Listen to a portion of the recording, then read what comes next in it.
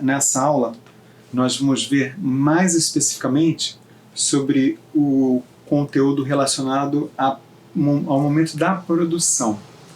Então, nós falamos anteriormente que uma produção audiovisual ela engloba basicamente 3 etapas. A primeira, nós já vimos no vídeo anteriormente, o vídeo sobre a pré-produção. Produção e pós-produção.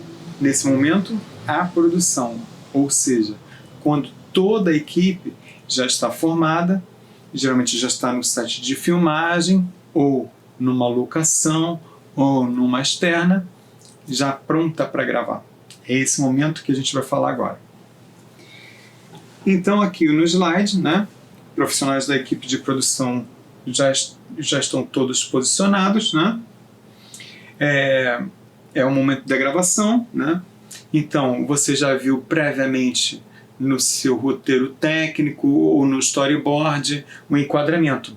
Então, o diretor e diretor de fotografia geralmente fica no momento da gravação, no ambiente de gravação, e eles conversam, sobre enquadramento. Mas, sempre lembrando, já está tudo na cabeça deles porque eles já planejaram isso previamente.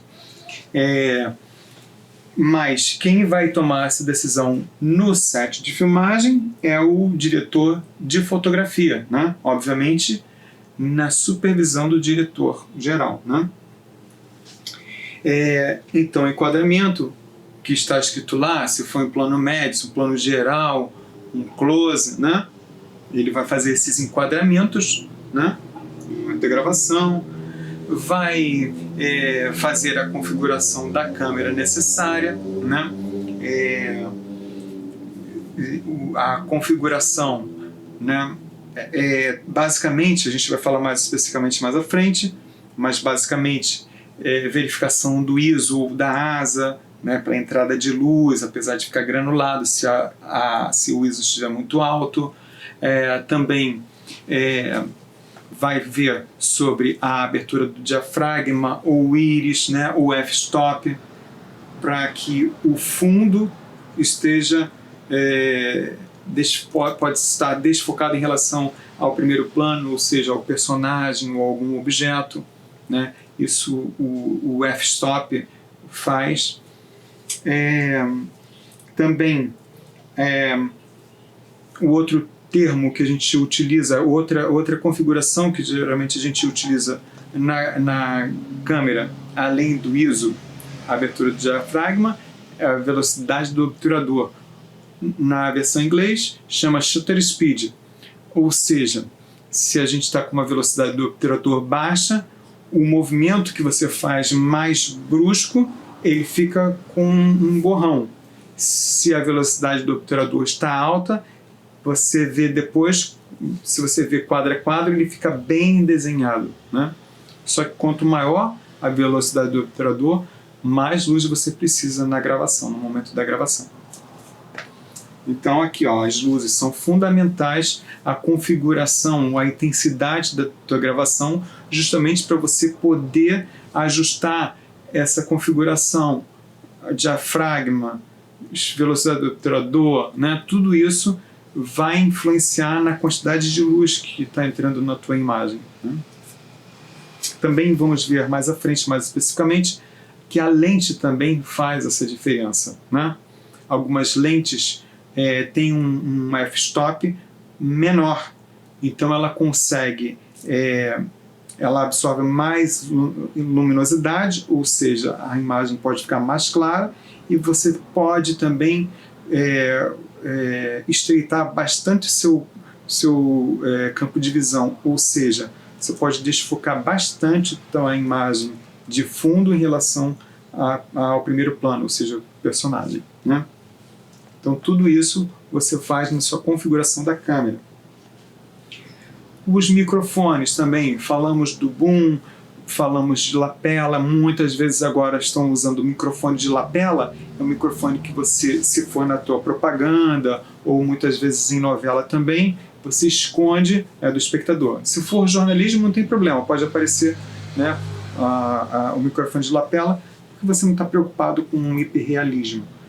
Mas propaganda, quando você está fazendo uma propaganda narrativa, ou seja, que passa uma cena do cotidiano, então você não quer demonstrar que aquilo está sendo gravado, então você esconde, né? Ou o boom, né? Conforme nós falamos, um exemplo de um microfone que capta muito o som. Agora eu vou falar basicamente sobre a equipe de produção, né? A equipe de produção, ela tem variações dependendo do orçamento ou do meio também. Se você vai fazer uma propaganda, geralmente essa equipe não é tão grande quanto num longa-metragem, né? Que vai precisar de uma equipe muito maior, mas também vai depender muito do orçamento que tem para essa produção, né? Então vamos dar uma olhada. Basicamente tem aqui a divisão, né, das tarefas, né, da especialização de cada profissional numa equipe de produção. Então, o produtor executivo, por exemplo, o Spielberg, ele fez muita produção executiva nos filmes dele, né?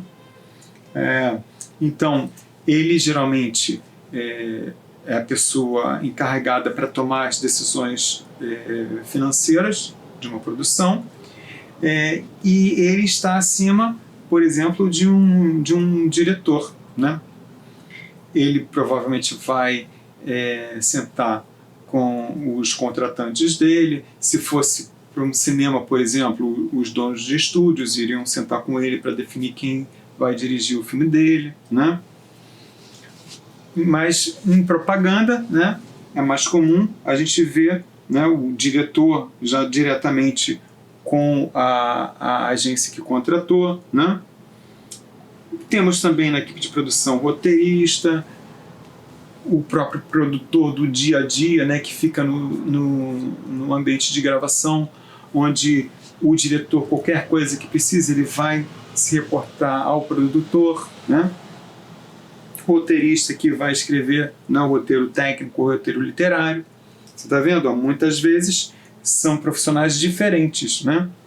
Conforme a gente estava falando lá, que o roteirista ele escreve justamente para que toda a equipe saiba o que ele está pensando, e muitas vezes não vai ser ele que vai dirigir. Então, abaixo do diretor, por exemplo, aqui, diretor de arte, produtor de elenco, né, que vai sugerir para o diretor alguns atores que ele já conheça, ou que ele vai fazer um teste, né, previamente. Diretor de fotografia, a importância do diretor de fotografia no ambiente de gravação, a gente já falou, né? O continuista, muitas vezes o continuista ele bate a claquete, pode ser o mesmo profissional, mas o continuista ele é fundamental também, principalmente quando você está fazendo longa ou novela, né? A propaganda geralmente é muito rápida, né? 30 segundos, a grande maioria das propagandas em televisão. O continuista, nas produções mais longas, ele precisa verificar se de um dia para o outro os atores estão com a mesma caracterização, com as roupas que eles estavam no momento anterior à gravação, no dia anterior à gravação, né? Se certificar se não modificou nenhum objeto de cena de um plano para outro, né? Então, vamos aqui, o diretor de arte. Geralmente, ele é o coordenador de toda essa, digamos, sub-área, né? O figurinista, objetos cenográficos, a decoração do set de filmagem, a construção, ou seja, ele dá uma visão geral do que ele quer para aquela cena, né? Então, vou dar um exemplo aqui bastante específico, a novela Pedacinho de Chão, né? Uma novela da Globo, passou já há algum tempo, mas ele tinha uma conotação mais infantil, então o personagem, né, parecia que estava com um figurino de boneco, né? Pareciam bonecos, né?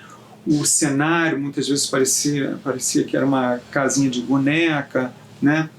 Até a colorimetria, que a gente vai falar mais à frente na área de pós-produção, que é a parte de correção de cor, ele procurava fazer mais tons pastéis, uma percepção mais infantil, né? Então, tudo isso, a decoração, né? Tudo isso, o diretor de arte vai se preocupar para ter uma unidade.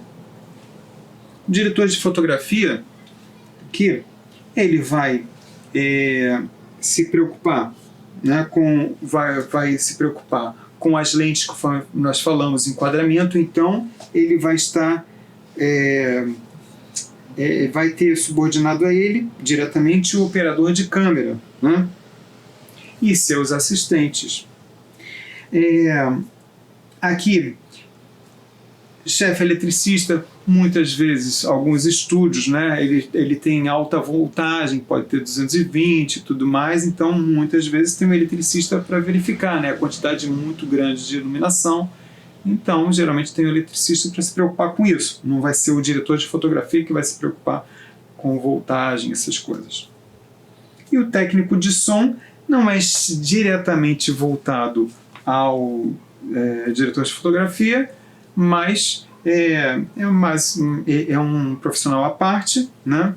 Que ele geralmente, quando está fazendo sistema duplo, ele fica no set de filmagem verificando se está gravando corretamente no equipamento de áudio. Lembrando, o que é sistema duplo? Quando você grava câmera e áudio em equipamentos separados. Sistema único é quando a câmera ela capta o áudio. Você não precisa de um equipamento externo, mas geralmente propagandas, novelas, séries, cinema, muitas vezes vai gravar em sistema duplo, ou seja, um equipamento que tem vários canais, é colocado microfone de lapela nos personagens, né, nos atores, aliás, e aí você tem esses canais independentes para depois você fazer a tua equalização. Agora aqui, abaixo do produtor, para terminar, né, tem o assistente de direção, né? Muitas vezes o diretor também ele vai ficar diretamente abaixo do diretor, os assistentes de produção, né? Maquiadores, cabeleireiros também, muitas vezes vai estar subordinado ao diretor de arte, né? E aqui, na área de pós-produção também, né? Está diretamente relacionado aqui, subordinado aos diretores, né? Muitas vezes depois que o editor fizer as primeiras edições, certamente o diretor vai lá na ilha de edição e vai verificar se a edição está correndo de acordo com o planejado, né? Ele vai tomar a decisão final para aprovar o produto final, né? O editor, montador. Esse termo, não vamos falar mais à frente, né? Mas rapidamente, o montador é quando ele faz a montagem, como diz já o termo, né? Ele é bem específico para ele contar a história. Vamos ver isso mais à frente. O termo edição é um termo mais amplo, mas é quase um sinônimo. Composição aqui de imagem, que chama aqui compositor, né? A composição de imagem muitas vezes é o profissional que trabalha com a parte de efeitos visuais, né? Ou fazer uma composição com o que foi gravado em chroma key em relação ao fundo. Também tem compositor de áudio, né? Mas ele está voltado a mais quem faz composição de áudio são produtoras específicas de áudio, né? Mas composição pode ter também esse termo para uma composição de imagem, como eu falei. Muitas vezes ele usa um After Effects ou outros softwares de composição também muito utilizado, o Nuke, o Flame da Autodesk, né? O Nuke é da Foundry, são empresas concorrentes da Adobe, né? Mas a Adobe também é muito utilizada na área de trabalho. Aqui vou falar um pouco sobre a função do diretor de fotografia, né? Ele é responsável pelo aspecto do filme, né? Parte visual, conforme falamos. Ele colabora diretamente com o diretor, né? Toma as decisões de qual câmera vai utilizar, né? Isso depende muito do orçamento que ele tem, né? Então as câmeras melhores, obviamente, são mais caras, então tem que colocar na balança para verificar o custo-benefício das câmeras que ele vai utilizar na gravação.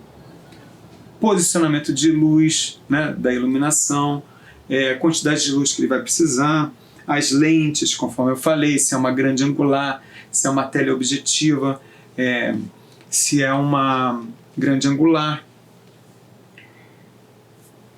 Atualmente, utilizamos mais digital, mas algum tempo atrás, as melhores propagandas eram feitas em película, em filme, né? Hoje em dia ficou inviável, né? Mas essas decisões eram tomadas também, muitas vezes, pelo diretor de fotografia.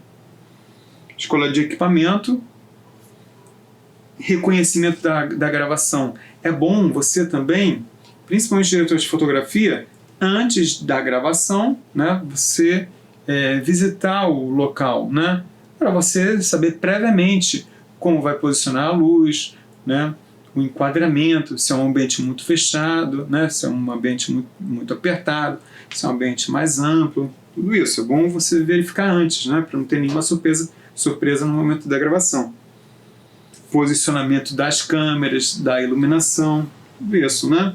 Diretor de fotografia. As lentes, né? Lente da câmera. Eu coloquei aqui de uma maneira bem breve, né? Por exemplo, a lente 50mm, ela é mais parecida com o olho humano. Então, maior do que 50mm, né? Ela começa a se tornar uma teleobjetiva. Então aquelas lentes que você vê, por exemplo, no entorno do campo de futebol, né, elas são bem longas, elas têm às vezes 400mm, né, por exemplo, é uma lente bem longa, então você consegue ter a tua imagem de uma maneira bem próxima, né, ao teu enquadramento, né? Mesmo o objeto esteja ou a pessoa estando muito longe, né? Ao contrário disso, né, menor do que 50mm, por exemplo, uma 40mm, 30mm é uma grande angular, né? Por exemplo, a fisheye, o olho de peixe, né, é um exemplo de uma grande angular, né? Então, geralmente, você coloca em ambientes muito pequenos. Por exemplo, você tem que fazer uma propaganda sobre um barco e dentro dele você precisa captar algumas imagens. Então você usa uma grande angular.